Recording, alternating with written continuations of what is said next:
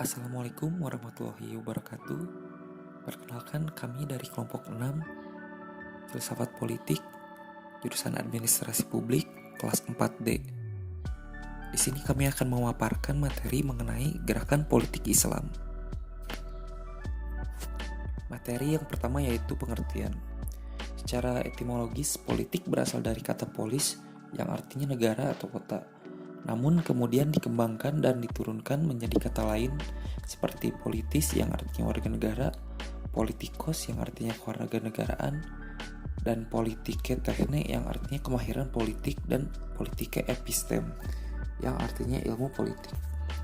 Sedangkan menurut Maryam Budiarjo dalam bukunya mengatakan bahwa politik adalah berbagai macam-macam kegiatan dalam suatu sistem politik yang menyangkut proses menentukan tujuan-tujuan dari sistem itu dan melaksanakan tujuan itu. Jadi, politik itu merupakan suatu proses dalam melaksanakan maupun dalam mencapai tujuan dari politik itu sendiri. Dengan demikian, dapat dikatakan bahwa segala sesuatu yang berkaitan dengan negara, warga negara, kekuasaan, dan segala proses yang menyertainya adalah tak lepas dari yang namanya politik. Jadi politik itu artinya sangat luas. Pengertian politik Islam. Pada hakikatnya, antara politik dan Islam tidak dapat dipisahkan. Sehingga secara ringkas politik Islam atau syariah dikatakan oleh Abdul Qadir dalam politik adalah politik yang membawa seluruh umat manusia kepada ketentuan-ketentuan Islam. Politik Islam merupakan aktivitas politik sebagian umat Islam yang menjadikan Islam sebagai acuan nilai dan basis solidaritas kelompok. Pendukung perpolitikan ini belum tentu seluruh umat Islam saja, karena mereka dalam kategori politik dapat disebut sebagai kelompok politik Islam. Juga menekankan simbolisme keagamaan dalam berpolitik, seperti menggunakan lambang Islam dan istilah-istilah keislaman dalam peraturan dasar organisasi, khitah perjuangan, serta wacana politik model Islam struktural bisa melalui Islam politik atau partai politik, atau juga melalui partai. Dengan kata lain, bahwa dalam Islam politik itu sesuatu yang harus ada, namun tetap mempunyai aturan dalam pelaksanaannya. Karena politik Islam secara senantiasa memegang teguh nilai-nilai moral dan tetap mementingkan kepentingan umat daripada kepentingan pribadi. Islam dan politik. Islam ialah agama yang syamil, atau dengan kata lain sempurna atau menyeluruh dan universal. Islam mengatur seluruh sendi-sendi kehidupan manusia, tak luput pula masalah politik ataupun urusan kenegaraan yang lainnya. Di dalam seluruh sejarah kemanusiaan, Islam telah menyumbangkan sesuatu yang sangat besar yang tidak ternilai harganya. Ialah suatu model negara yang dinamakan negara Islam atau Daulah Islamiyah. Islam dan politik jelas tidak dapat dipisahkan. Nabi Muhammad sendiri ialah seorang politikus handal yang bisa menjadi pemimpin bagi rakyatnya. Bahkan di zaman Islam pertama dahulu, masjid itu tidak hanya berfungsi sebagai tempat ibadah saja, tapi juga mempunyai fungsi politik yang sangat penting. Bukan saja menjadi tempat praktik politik seperti tempat musyawarah, ataupun tempat pembayatan pemimpin atau kepala negara, dan lainnya lagi. Tetapi masjid juga dijadikan sebagai tempat untuk mempelajari teori-teori politik di samping ilmu agama dan ilmu yang lainnya. Pembahasan selanjutnya adalah politik lokal. Politik lokal secara sederhana dapat didefinisikan sebagai semua kegiatan politik yang berada pada level lokal. Dalam hal ini, semua hal yang berkaitan dengan politik seperti halnya pemerintahan lokal, pembentukan kebijakan daerah, maupun pemilihan kepala daerah. Hal ini menunjukkan bahwa politik lokal cakupannya berada di bawah nasional. Golongan daerah yang termasuk dalam pengelolaan politik lokal diantaranya adalah kota, kabupaten, dan desa. Pada intinya, definisi politik lokal hampir sama dengan politik nasional. Akan tetapi hanya wilayah dan sejarahnya saja yang membedakan. Politik lokal pada dasarnya menjadi dasar penyelenggaraan politik nasional. Namun, politik nasional juga menjadi kiblat bagi politik lokal. Hal ini dikarenakan konsep dasar berpolitik pada mulanya berasal dari asas lokal, Hal tersebut dapat ditunjukkan dengan adanya pemilihan kepala desa yang dari dulu menggunakan lidi atau biting sebagai penyuaraan serta menggunakan lambang hasil panen sebagai bentuk perwakilan calon.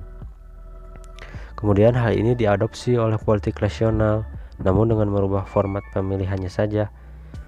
Hal tersebut ditunjukkan dengan cara pemilihan yang digunakan, yaitu coblos dan sekarang contreng. Sistem pemilihan tersebut akhirnya ikut dilaksanakan pada tatanan politik lokal. Kemudian pada tahap penyelenggaraannya, politik lokal dan politik nasional juga hampir sama, bahkan cenderung tidak ada bedanya. Semua berpusat pada satu pemimpin. Pada level nasional dipimpin oleh pemimpin nasional atau presiden sebagai kepala negara. Namun pada tatanan lokal dipimpin oleh pemimpin setempat. Tata cara pelaksanaan prosedural pelaksanaan politik lokal pun hampir sama dengan politik nasional. Tetapi pada level lokal pelaksanaannya tidak boleh menyalahi prosedur nasional. Dalam hal ini dimaksudkan bahwa politik lokal hanya berlaku pada daerah lokal tersebut pula. Perilaku politik menurut Ramlan Surbakti yang dikutip oleh Kolisin dan kawan-kawan, secara umum perilaku politik dirumuskan sebagai kegiatan yang berkenaan dengan proses pembuatan dan keputusan politik. Perilaku politik juga termasuk kegiatan masyarakat, proses memperoleh kekuasaan, mempertahankan kekuasaan, serta mengembangkan kekuasaan. Dengan rumusan lain, perilaku politik adalah semua perilaku manusia, baik sebagai individu maupun masyarakat, yang berkaitan dengan proses pembuatan kebijakan, konflik, kebaikan bersama, serta kekuasaan. Pendidikan politik. Pendidikan politik adalah usaha atau upaya berupa bimbingan atau pembinaan secara disengaja dan sistematis dalam meningkatkan pengetahuan politik sehingga mencintai dan memiliki keterikatan yang tinggi terhadap bangsa dan negara serta menghayati nilai-nilai yang terkandung dalam sistem politik agar mampu berpartisipasi serta bertanggung jawab dalam mencapai tujuan politik. Dalam artian lain, pendidikan politik merupakan suatu upaya sadar yang dilakukan antara pemerintah dan para anggota masyarakat secara terencana, sistematis, dan dialogis dalam rangka untuk mempelajari dan menurunkan berbagai konsep, simbol, nilai-nilai, dan norma-norma politik dari satu generasi ke generasi selanjutnya. Manfaat pendidikan politik dapat melatih warga negara agar meningkat partisipasi politiknya. Lewat pendidikan politik, individu diajarkan bagaimana mereka mengumpulkan informasi dari berbagai media massa, diperkenalkan mengenai struktur politik, lembaga-lembaga politik, serta lembaga-lembaga pemerintahan. Tujuan utama pendidikan politik ialah agar setiap individu dapat mengenal serta memahami nilai-nilai ideal yang terkandung dalam sistem politik yang sedang diterapkan. Adanya pendidikan politik agar setiap individu tidak hanya sekedar tahu, tapi lebih jauh dapat menjadi seorang warga negara yang memiliki kesadaran penuh atas politik untuk mampu mengemban tanggung jawab yang ditunjukkan dengan adanya perubahan sikap serta peningkatan kadar partisipasi dalam dunia politik. Pendidikan politik juga berfungsi untuk mengubah atau membentuk tata laku pribadi individu dan membentuk suatu tatanan masyarakat yang diinginkan sesuai dengan tuntutan politik. Dengan demikian, pendidikan politik adalah proses untuk membina individu agar mampu memahami, menilai, dan mengambil keputusan tentang berbagai permasalahan dengan cara-cara yang tepat serta rasional, termasuk dalam menghadapi masalah yang bias maupun isu yang kontroversial. Pengetahuan politik akan membawa orang pada tingkat partisipasi tertentu. Dalam politik, seseorang tidak hanya dituntut mengembangkan pengetahuan, juga harus mengembangkan aspek sikap dan keterampilan. Materi selanjutnya yaitu perubahan sosial. Ahli-ahli sosiologi dan antropologi William F. Ogburn berpendapat ruang lingkup perubahan sosial meliputi unsur-unsur kebudayaan, baik yang material ataupun yang bukan material. Unsur-unsur material itu berpengaruh besar atas bukan material. Kingsley Davis berpendapat bahwa perubahan sosial ialah perubahan dalam struktur dan fungsi masyarakat.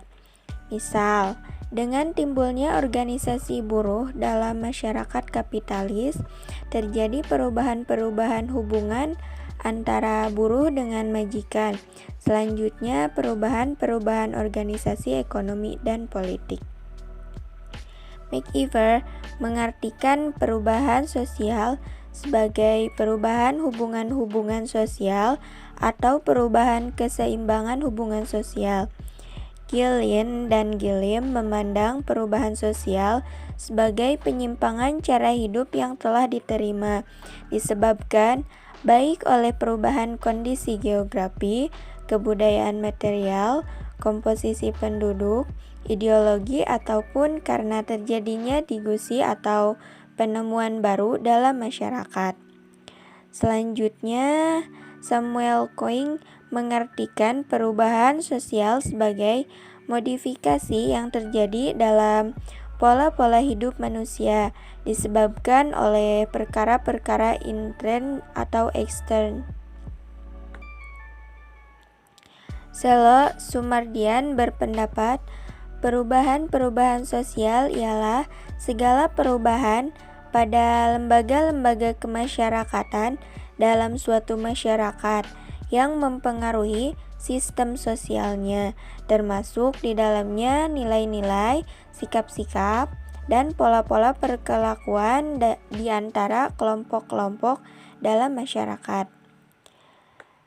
Selanjutnya yaitu proses perubahan sosial. Proses perubahan sosial terdiri dari 3 tahap berurutan. Yang pertama yaitu invensi atau proses di mana ide-ide baru diciptakan dan dikembangkan. Yang kedua yaitu difusi, ialah proses di mana ide-ide baru itu dikomunikasikan ke dalam sistem sosial. Dan yang terakhir, yang ketiga yaitu konsekuensi, yakni perubahan-perubahan yang terjadi dalam sistem sosial sebagai akibat pengadopsian atau penolakan inovasi. Perubahan terjadi jika penggunaan atau penolakan ide baru itu mempunyai akibat. Karena itu, perubahan sosial adalah akibat komunikasi sosial. Strategi PKS sebagai partai dakwah. Aktivitas dakwah pada hakikatnya suatu proses mengadakan perubahan secara normatif sesuai dengan Al-Quran dan Sunnah Nabi Muhammad SAW. Dalam Islam, partai bukanlah sesuatu yang dilarang, tetapi boleh atau bisa pada tataran dianjurkan.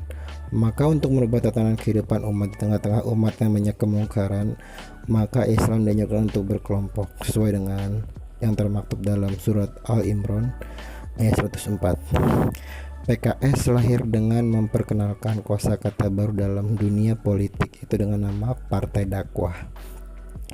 Sesuai dengan yang termaktub dalam ADRT PKS pasal 5 yang menyatakan bahwa Partai Keadilan Sejahtera adalah partai dakwah. Secara substansi, partai dakwah bermakna bahwa institusi politik yang bernama partai politik diposisikan sebagai sebuah instrumen untuk melakukan dakwah pada umumnya, serta dakwah khusus di bidang politik. Perjuangan struktural.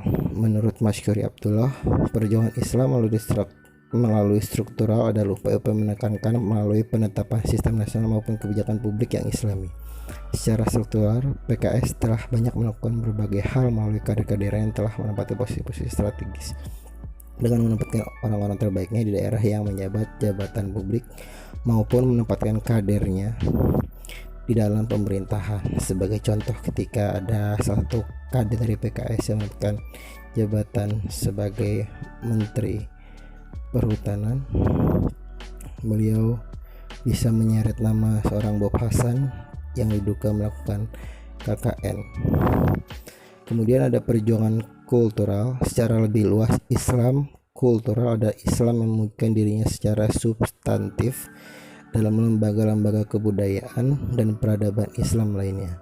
Singkatnya, Islam kultural adalah Islam dakwah, Islam pendidikan, Islam seni, dan sebagainya. PKS sangat memperhatikan berbagai aspek kultural Strategi yang dibangun dalam berbagai bidang kehidupan seperti dengan membangun sekolah yang berkualitas, di bidang seni dengan memperkenalkan musik nasyid yang kini cukup digandrungi oleh para remaja Islam. Belum lagi dengan gerakan dakwah kulturalnya lewat pengajian-pengajian dalam masyarakat. Kemudian ada pengkaderan PKS. Model pengkaderan yang dilakukan oleh PKS secara umum dapat dibedakan menjadi dua model pengkaderan. Yang pertama, model pengkaderan yang dilakukan melalui berbagai pendidikan politik seperti training pendidikan politik. Model ini digunakan untuk menjaring kader dari kalangan masyarakat umum. Serta yang kedua, pengkaderan dilakukan melalui jalur khusus daurah taklim. Daurah taklim ini berarti pengangkatan kader PKS secara lebih khusus kepada mereka yang memiliki kecenderungan dalam bidang dakwah serta dari awal telah mendedikasikan dirinya dalam hal berdakwah. Sekian dari kelompok kami.